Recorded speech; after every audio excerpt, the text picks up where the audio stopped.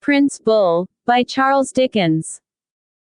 Once upon a time, and of course it was in the Golden Age, and I hope you may know when that was, for I am sure I don't, though I have tried hard to find out, there lived in a rich and fertile country, a powerful prince whose name was Bull.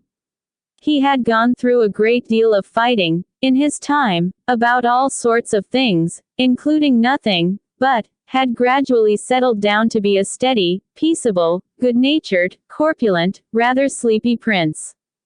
This puissant prince was married to a lovely princess whose name was Fair Freedom. She had brought him a large fortune, and had borne him an immense number of children, and had set them to spinning, and farming, and engineering, and soldiering, and sailoring, and doctoring, and lawyering, and preaching, and all kinds of trades.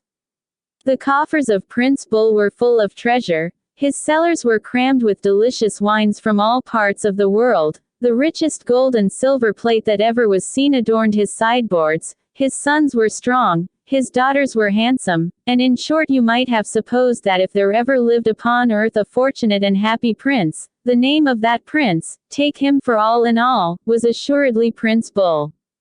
But appearances, as we all know, are not always to be trusted, far from it, and if they had led you to this conclusion respecting Prince Bull, they would have led you wrong as they often have led me. For this good prince had 2 sharp thorns in his pillow, 2 hard knobs in his crown, 2 heavy loads on his mind, 2 unbridled nightmares in his sleep, 2 rocks ahead in his course. He could not by any means get servants to suit him, and he had a tyrannical old godmother, whose name was Tape. She was a fairy, this Tape, and was a bright red all over. She was disgustingly prim and formal, and could never bend herself a hair's breadth this way or that way, out of her naturally crooked shape. But she was very potent in her wicked art. She could stop the fastest thing in the world, change the strongest thing into the weakest, and the most useful into the most useless. To do this she had only to put her cold hand upon it, and repeat her own name, Tape. Then it withered away. At the court of Prince Bull, at least I don't mean literally at his court, because he was a very genteel prince, and readily yielded to his godmother when she always reserved that for his hereditary lords and ladies. In the dominions of Prince Bull, among the great mass of the community who were called in the language of that polite country the mobs and the snobs, were a number of very ingenious men, who were always busy with some invention or other, for promoting the prosperity of the prince's subjects, and augmenting the prince's power. But whenever they submitted their models for the prince's approval, his godmother stepped forward, laid her hand upon them, and said, Tape.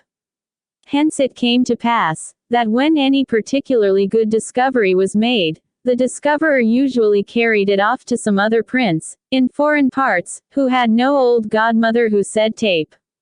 This was not on the whole an advantageous state of things for Prince Bull, to the best of my understanding. The worst of it was, that Prince Bull had in course of years lapsed into such a state of subjection to this unlucky godmother, that he never made any serious effort to rid himself of her tyranny. I have said this was the worst of it, but there I was wrong, because there is a worse consequence still, behind. The prince's numerous family became so downright sick and tired of Tape, that when they should have helped the prince out of the difficulties into which that evil creature led him, they fell into a dangerous habit of moodily keeping away from him in an impassive and indifferent manner, as though they had quite forgotten that no harm could happen to the prince their father, without its inevitably affecting themselves. Such was the aspect of affairs at the court of Prince Bull, when this great prince found it necessary to go to war with Prince Bear.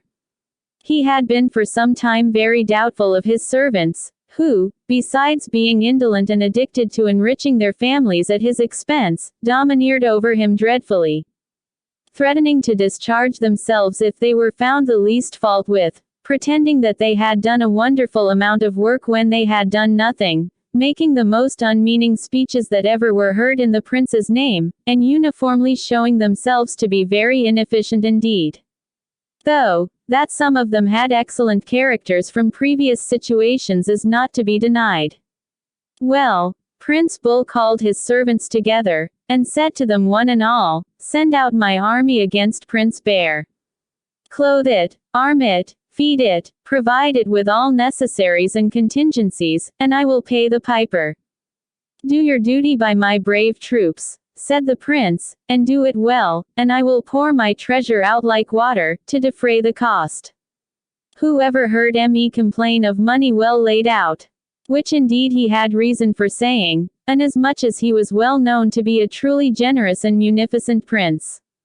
When the servants heard those words, they sent out the army against Prince Bear, and they set the army tailors to work, and the army provision merchants, and the makers of guns both great and small, and the gunpowder makers, and the makers of ball, shell, and shot. And they bought up all manner of stores and ships, without troubling their heads about the price, and appeared to be so busy that the good prince rubbed his hands, and, using a favorite expression of his, said, "It's all right, but," while they were thus employed, the prince's godmother, who was a great favorite with those servants, looked in upon them continually all day long, and whenever she popped in her head at the door said, "How do you do, my children? What are you doing here? Official business, godmother. Oh ho," says this wicked fairy. Tape. And then the business all went wrong, whatever it was, and the servants' heads became so addled and muddled that they thought they were doing wonders. Now, this was very bad conduct on the part of the vicious old nuisance, and she ought to have been strangled, even if she had stopped here, but she didn't stop here, as you shall learn.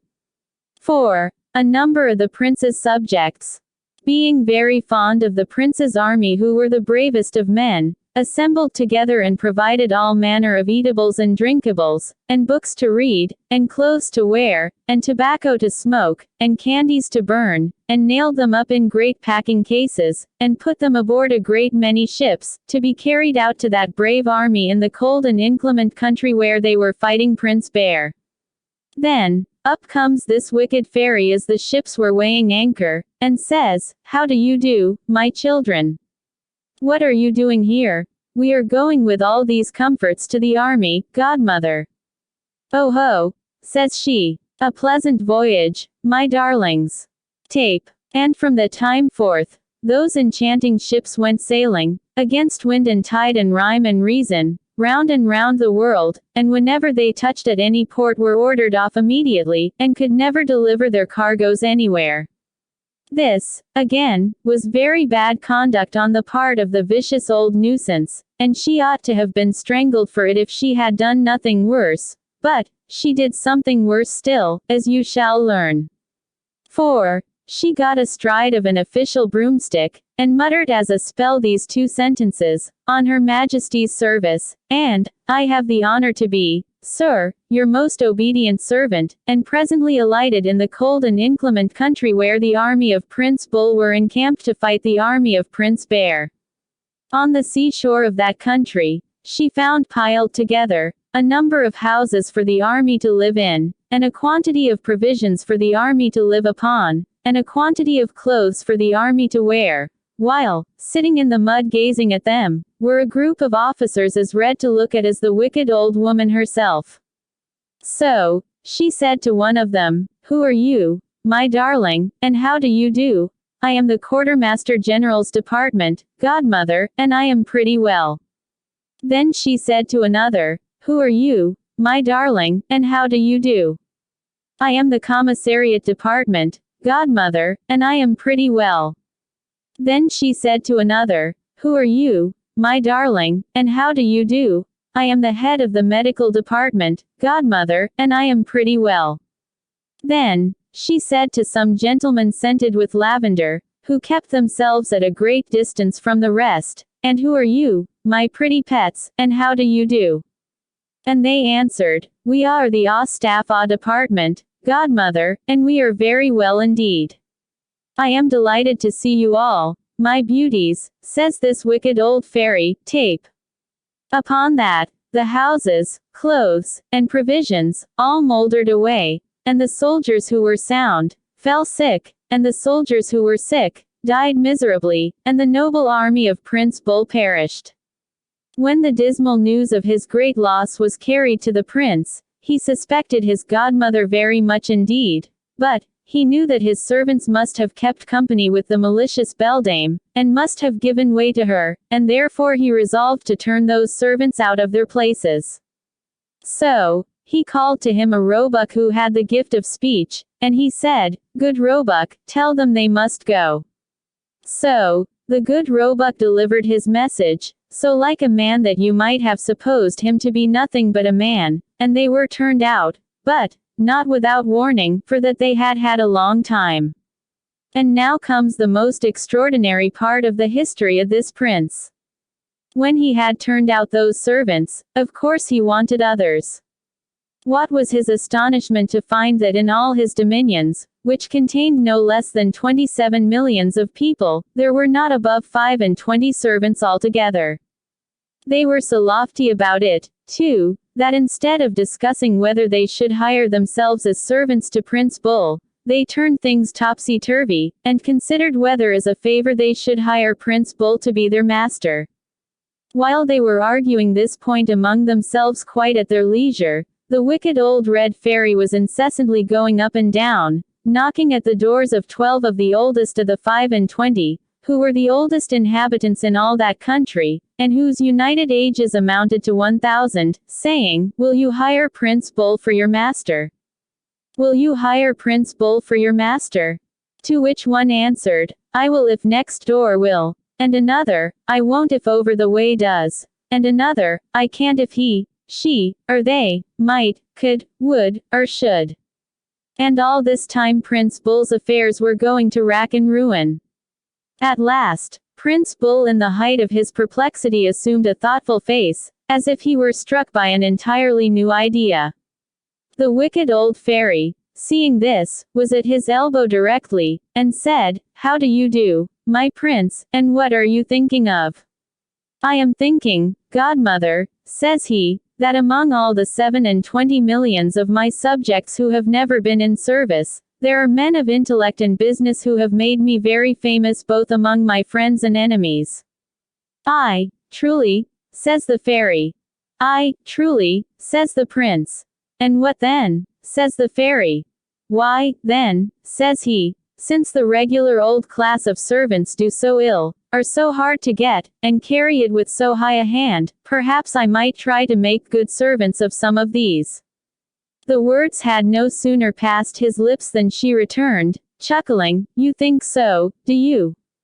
Indeed, my prince? Tape." Thereupon he directly forgot what he was thinking of, and cried out lamentably to the old servants, "Oh, do come and hire your poor old master. Pray do, on any terms." And this, for the present, finishes the story of Prince Bull. I wish I could wind it up by saying that he lived happy ever afterwards, but I cannot in my conscience do so, for, with Tape at his elbow, and his estranged children fatally repelled by her from coming near him, I do not, to tell you the plain truth, believe in the possibility of such an end to it. The end. Thanks for listening the story. For more classic short stories audio, you can subscribe this channel. I wish you want to hit like and share as well. And, feel free to leave your comment, so we will know about your opinion.